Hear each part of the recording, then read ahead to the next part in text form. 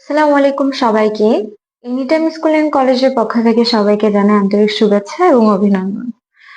আজকে আমি যেটা করাবো আমার মিল্লা বোর্ড 2023 সালের 9 নম্বর অঙ্কটি করে দেওয়ার জন্য। অঙ্কটি বেসিক্যালি অধ্যায় 4-এর অর্থাৎ রাও মিলের। তো আমরা এখন অঙ্কটা শুরু করব। আমি স্ক্রিনে তোমাদেরকে প্রশ্নটা দিয়ে দিব, অথবা তোমরা যদি কোথাও প্রশ্নটা পেয়ে থাকো তোমরা সেটা সামনে নিয়ে বসবে। আমি জাস্ট এটার উত্তরটা এখন করে দিব। তো আমি এখানে ফার্স্টে 9-এর ক করাচ্ছি।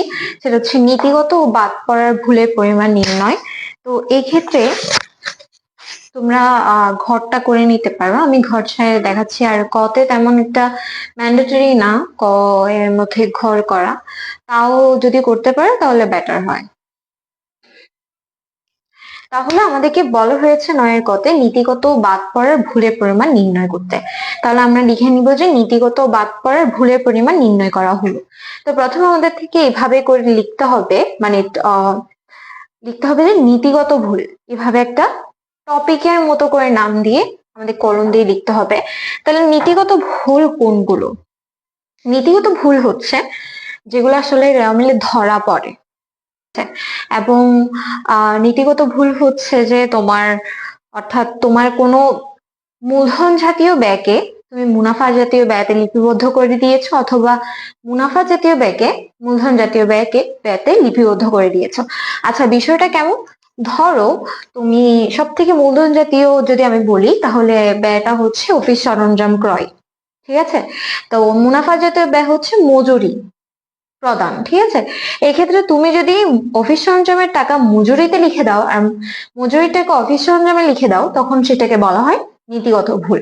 তাহলে এই ক্ষেত্রে আমরা আমাদের যে অঙ্কটাতে, মানে 9 নং অঙ্কটাতে আমরা দেখতে পাচ্ছি এখানে বলা হয়েছে নাম্বার সমন্বয়টাতে 10,000 টাকার সরঞ্জাম ক্রয় ভুলবশত ক্রয় হিসাবে লিপিবদ্ধ করা হয়েছে। তবে এখানে দেখো অফিস সরঞ্জামটা হচ্ছে মূলধন জাতীয় আর ক্রয়টা হচ্ছে মুনাফা জাতীয়। তাহলে এটা একটা নীতিগত ভুল। তাহলে এটা আমরা লিখে নিব যে অফিস সরঞ্জাম হিসাবকে ক্রয় হিসেবে লিপিবদ্ধ করা হয়েছে। তাহলে আমরা কি লিখেছি? 10,000 টাকা অফিস সরঞ্জাম হিসাবকে ক্রয় হিসেবে লিপিবদ্ধ করা হয়েছে, এটা একটা নীতিগত ভুল। আর এটা পরিমাণ হচ্ছে 10,000 টাকা। এখন আসে বাদ পড়ার ভুল। আমাদের খুবই ক্লিয়ারলি দেওয়া আছে 1 নম্বর সমন্বয়ে যে ধারে বিক্রয় 10,000 টাকা লিপিবদ্ধকরণ বাদ পড়েছে। বাদ পড়ার ভুলটা আমরা বুঝতেই পারছি যে যে জিনিসটা বাদ পড়েছে সেটা এখানে লেখা হয়েছে। তাহলে আমরা এখানে কি লিখবো? ওকে, আমরা লিখেছি ধারে বিক্রয় লিপিবদ্ধকরণ বাদ পড়েছে, ঠিক আছে। তাহলে এটাও হচ্ছে কি 10,000 টাকা। তাহলে দুইটাই বের করে ফেললাম, এটা 10,000 টাকা, এটাও 10,000 টাকা। তাহলে এই দুইটাকে আমাদেরকে যোগ করতে হবে। আমাদেরকে এখানে বলে নেই যে মোট, ঠিক আছে। এখানে যদি বলতো নীতিগত বাদ পড়ার ভুলের মোট পরিমাণ নির্ণয় করো তাহলে আমরা 20,000 টাকা দেখাতাম। তবে আমাদেরকে এখানে শুধু বলা হয়েছে যে নীতিগত বাদ পড়ার ভুলের পরিমাণ নির্ণয় করো, তাই আমরা এখানে কোনো ধরনের যোগ করছি না। তো এখন আমরা দেখব 9-এর খ, যেখানে আমাদেরকে বলা হয়েছে উপরোক্ত ভুলগুলোর সংশোধনী দাখিলা দাও। তাহলে ভুলগুলো আমাদেরকে দেওয়া হয়েছে 1 থেকে আমরা দেখতে পাচ্ছি 4টা আমাদেরকে ভুল দেওয়া হয়েছে। প্রত্যেকটা সংশোধনী দাখিলা দিতে হবে, খুবই ইজি, তোমরা কোনো ধরনের টেনশন করবে না, আমি তোমাদেরকে এখনই বুঝিয়ে দিচ্ছি। তো প্রথমে আমি একটা ঘর করে নিলাম যেখানে লেখা আছে মামুন এন্টারপ্রাইজ, অবশ্যই প্রতিষ্ঠান নাম এবং সংশোধনী জাবেদা। এরপর আমরা এখানে লিখবো তারিখ ও ব্যাখ্যা, খতিয়ান পৃষ্ঠা, ডেবিট টাকা এবং ক্রেডিট টাকা। এখন আমরা প্রথমটা দেখব। আমাদেরকে এখানে তারিখটা আগে দিয়ে দিতে হবে, সবার তারিখই একই, সেটা হচ্ছে ডিসেম্বরের 31 তারিখ। ওকে, আমাদের আর তারিখ রিপিট করতে হবে না। তাহলে আমরা এখন প্রথমে দেখতে পাচ্ছি 1 নম্বরে আমাদেরকে বলা হয়েছে ধারে বিক্রয় 10,000 টাকা লিপিবদ্ধকরণ করা থেকে কি হয়েছে? বাদ পড়েছে। অর্থাৎ তুমি এমনি যদি ধারে বিক্রি করো, ঠিক আছে, তাহলে তোমার জাবেদাটা কি হয়?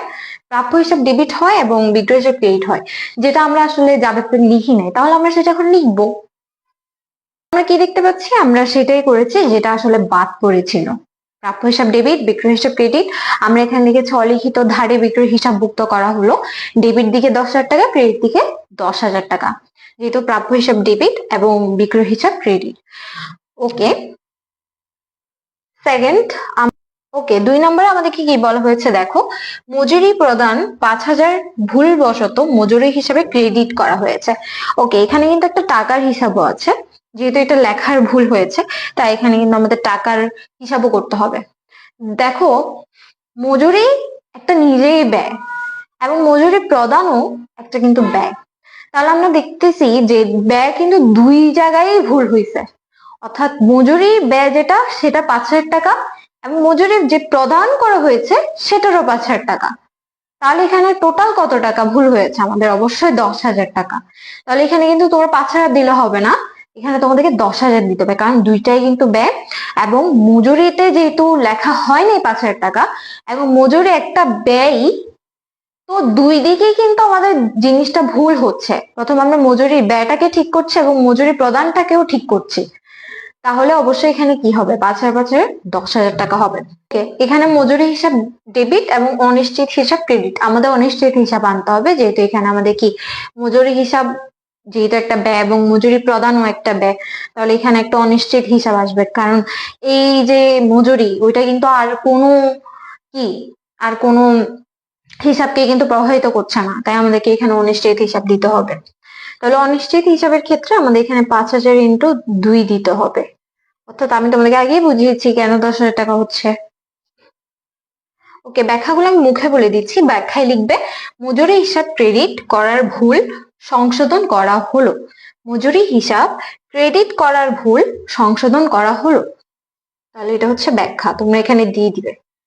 ব্যাখ্যার জন্য কিন্তু মার্কস আছে, ব্যাখ্যা যদি না দাও তোমরা 1 নাম্বার কেটে নিবে, মানে পুরো অঙ্ক থেকে 1 নাম্বার। ওকে, আমরা 3 নাম্বারটা দেখি। নগদ তহবিলের যোগফল 4,000 টাকা কম দেখানো হয়েছে। তাহলে যেহেতু নগদ টাকা কম দেখানো হয়েছে, তাহলে আমরা লিখবো, আমরা লিখেছি নগদান হিসাব ডেবিট এবং অনিশ্চিত হিসাব ক্রেডিট। তাহলে এটার ব্যাখ্যা আমরা কি দিব? এটার ব্যাখ্যা দিব নগদ তহবিল কম লেখার ভুল সংশোধন করা হলো। আমাদের লাস্ট যে 4 নাম্বারটা, সেখানে বলা হয়েছে 10,000 টাকার অফিস সরঞ্জাম ক্রয় ভুলবশত ক্রয় হিসেবে লিপিবদ্ধ করা হয়েছে, অর্থাৎ যেটা নীতিগত ভুল। তাহলে যেহেতু অফিস সরঞ্জামকে ক্রয় হিসাবে লেখা হয়েছে, তাহলে এখন আমাদের ভুলটা কোথায়? ভুলটা হচ্ছে আমি অফিস সরঞ্জামকে কি করিনি, হিসাব করিনি। তাহলে অফিস সরঞ্জাম একটা ডেবিট হিসাব, তাই এটাকে আমরা ডেবিট করবো। আর যেহেতু ক্রয়কে আমরা তখন ডেবিট করে ফেলছিলাম, তাহলে ক্রয়কে আমরা কি করব? ক্রেডিট করবো। এটা কিন্তু খুবই সিম্পল। ভুল সংশোধন গুলো আসলে উল্টায় ফেলা, অর্থাৎ যেটা আমি আসলে লিখি নাই সেটা লিখা, যেটা আমি ডেবিট করে ফেলছিলাম সেটাকে ক্রেডিট করা, যেটা আমি ক্রেডিট করে ফেলছিলাম সেটাকে ডেবিট করা, খুব ইজি। এখানে যে ব্যাখ্যাটা লিখবো সেটা হচ্ছে অফিস সরঞ্জাম ক্রয় ক্রয় হিসাবে লিখার ভুল সংশোধন করা হলো। এখন আমরা যেটা করব, জাবেদার মধ্যে আমরা কিন্তু যোগফল দেখাবো অবশ্যই, তাহলে আমরা যোগ করে দিব। মোট টাকা আসতেছে 34,000 টাকা। আমাদের অবশ্যই ডেবিট আর ক্রেডিট পাশটা মিলাইতে হবে এবং অবশ্যই অবশ্যই জেডটা কিন্তু টেনে দিতে হবে। তো আমাদের মোট হচ্ছে 34,000 টাকা। ওকে, তো আমরা এখন করব 9 গো। আমাদেরকে 9 গোতে বলা হয়েছে সংশোধিত রেওয়া মিল প্রস্তুত করো। অর্থাৎ আমাদেরকে যে রেওয়া মিলটা দেওয়া ছিল সেটাতে কিন্তু ভুল ছিল। আমরা এতক্ষণ যে ভুলগুলা করেছিলাম সেগুলোর যে দাখিলাগুলো দিয়েছিলাম সেখান থেকে কিন্তু আমাদের ভুলগুলো বের হয়েছে এবং আমরা সেখানে দাখিলা অনুযায়ী আমরা রেওয়া মিলটা এখন তৈরি করব। তাহলে খুব ইজি। তাহলে আমাদের ফার্স্টে যেটা দেওয়া আছে সেটা হচ্ছে ক্রয়। আমরা 1 নম্বর লিখবো। ক্রয়ে আমাদেরকে দেওয়া আছে 70,000 টাকা, যেটা ভুলগুলোর আগে। ভুলের পরে আমরা দেখেছি ক্রয়কে আমরা ক্রেডিট করেছি এবং ক্রয় ক্রেডিট করা মানে কি? ক্রয় অর্থাৎ ব্যয় কমে যাওয়া। ঠিক আছে, তাহলে ব্যয় কমে যাওয়া মানে কি? ব্যয় থেকে যেটা ব্যয় যেটা আছে সেখান থেকে মাইনাস করার, কত টাকা মাইনাস করবো? 10,000 টাকা। তাহলে আমাদের ক্রয় ছিল 70,000 টাকা, আমরা মাইনাস করবো 10,000 টাকা, তাহলে আমাদের আসবে 60,000 টাকা। ওকে, 2 আমাদেরকে দেওয়া হচ্ছে বিক্রয়। বিক্রয় আমরা আসলে কি করেছি? বিক্রয় দেখেছি আমরা, আমাদের বিক্রয় আসলে লেখা হয়নি, বাদ পড়েছিল। তাহলে কত টাকা বাদ পড়েছিল? 10,000 টাকা। যখন বাদ পড়ে সেটাকে আমরা কি করি? যোগ করি। বিক্রয় দেওয়া আছে 80,000 টাকা, যোগ করবো 10,000 টাকা, তাই এটা কি ক্রেডিট পাশে হবে। ওকে, তারপরে আমাদেরকে দেওয়া হচ্ছে নগদ তহবিল। নগদ তহবিলে আমাদের 4,000 টাকা কম দেখানো হয়েছে, আমাদেরকে রেওয়া মিলে 54,000 টাকা দেওয়া আছে। যেখানে আমরা দেখেছি আমাদের 4,000 টাকা কি হয়েছে, আমরা ভুলবশত দেখাইনি আসলে, তাহলে আমরা 4,000 টাকাটা কি করব? যোগ করব। তাহলে টোটাল হচ্ছে আমাদের 58,000 টাকা। আর নগদ তহবিল ডেবিট পাশে বসবে অবশ্যই। এরপর আমাদেরকে দেওয়া আছে মূলধন। মূলধন আমরা জানি মালিকানা সত্ত্ব, আর মূলধন হচ্ছে ক্রেডিট পাশে বসে। ক্রেডিট পাশে কত বসবে? 2,26,000। ওকে। 5, আমাদেরকে বলা হয়েছে প্রাপ্য হিসাব। প্রাপ্য হিসেবে আমরা যে সংশোধনী দাখিলা দিয়েছি, আমরা দেখেছি 10,000 টাকা আসলে বাদ পড়েছিল, যেহেতু আমরা ধারে বিক্রয় করছিলাম। তাহলে আমাদেরকে প্রাপ্য হিসাবে আমরা দেওয়া আছে 80,000 টাকা, এবং বিক্রয় যেটা মানে আমাদের বাদ পড়েছে সেটা হচ্ছে 10,000 টাকা।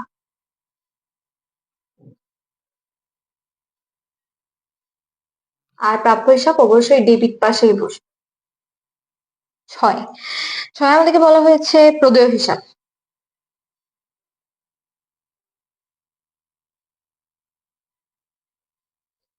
প্রদেয় হিসাবে আমাদের কত দেওয়া আছে? 50,000 টাকা।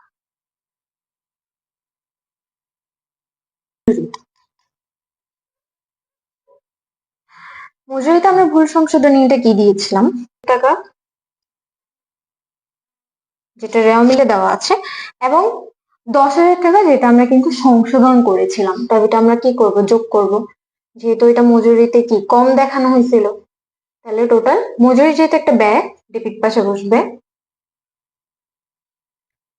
8, আমাদের বলা হচ্ছে অফিস সরঞ্জাম।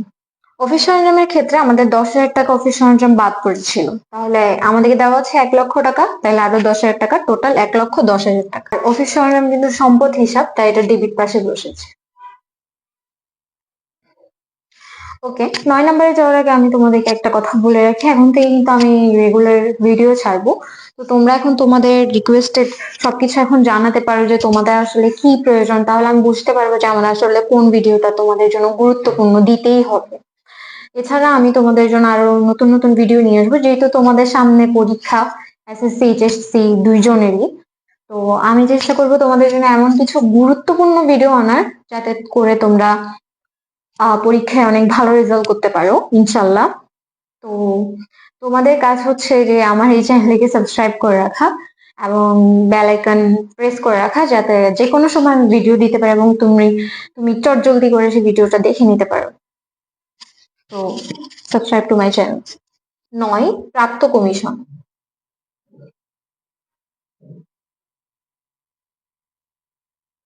আমাদেরকে দেওয়া আছে 2,000 টাকা। আর প্রাপ্ত কমিশন মানে হচ্ছে আয়, তাই ক্রেডিট পাশে বসবে। তো আমরা যদি এখন রেওমিল গুলো যোগ করি, আমাদের মোট আসতেছে কত? 3,68,000 টাকা। ডেবিট পাশেও যেটা আসবে, ক্রেডিট পাশেও আমাদের সেম অ্যামাউন্ট আসবে। তো এতটুকু ছিল আমাদের 9 নং অঙ্কটি। দেখেছো খুবই ইজিলি আমি অঙ্কটা সমাধান করে দিয়েছি। এরকম আরো সুন্দর সুন্দর সমাধান পাওয়ার জন্য তোমাদের অবশ্যই আমার চ্যানেলকে সাবস্ক্রাইব করে পাশে থাকতে হবে এবং বেল আইকনটি প্রেস করে রাখতে হবে, যাতে আমি এরকম গুরুত্বপূর্ণ ভিডিও দিব এবং তোমরা সেগুলো সাথে সাথে পেয়ে যাও এবং সেই অঙ্কটি দ্রুত সমাধান করে ফেলতে পারো। এছাড়া তোমরা আমাকে কমেন্টে জানাবে তোমাদের আরো কোন কোন ধরনের বা কোন অঙ্কের সমাধান লাগবে, কোন বোর্ড কোয়েশ্চেনের সমাধান লাগবে। আমি কিন্তু সহজেই অঙ্কগুলো করিয়ে দিতে পারবো এবং তোমরা বুঝো মতো অঙ্কগুলো করিয়ে দেবো। তো দেখা হচ্ছে ইনশাল্লাহ পরের কোনো ভিডিওতে। ততদিন পর্যন্ত সুস্থ থাকবে, ভালো থাকবে। আল্লাহ হাফেজ, আসসালামু আলাইকুম সবাইকে।